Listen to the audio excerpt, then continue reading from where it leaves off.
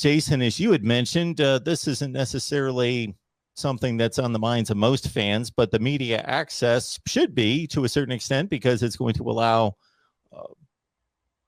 more access, of course, and therefore more information and a more accurate and better look, fan-friendly look into the program during spring practice. And I think it's just another that adds onto the list of the difference between the Lincoln Riley regime and the Brent Venables tenure.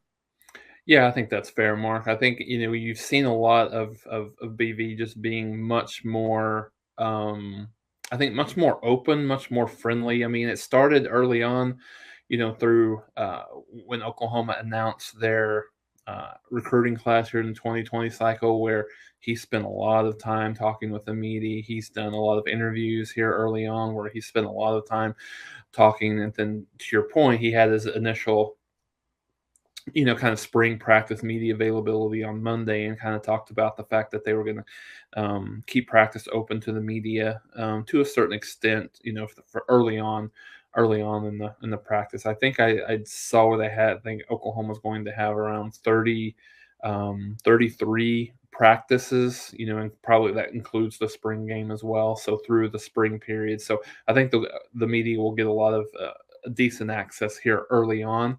And obviously, as you would expect, they would probably tighten that up a little bit as they get into more in-depth stuff around kind of offense and defense installation and things like that. But yeah, I mean, I think he's been more open, more kind of bringing himself available to the media. Obviously, more so than Riley ever was, and so I think that obviously gains you a lot of points. From the media can do a whole lot of things to negatively or positively, as that can you can kind of bring the morale down, bring the program down to a certain degree, depending on that. So I think he's done a good job in this first step, even joking with the media a little bit. He had talked about he talked a lot about recruiting early on, and he had talked about he views recruitment and commitments as not a reservation. This is a commitment.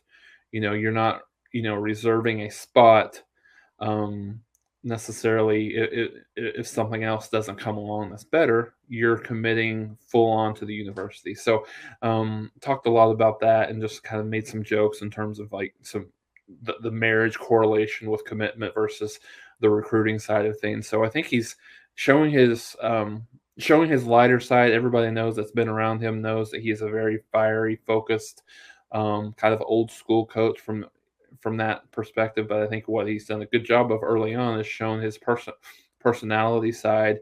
And specifically for those that kind of question his, this is his first head coaching job. Is how's he going to, how has he prepared for this? What's it going to be like?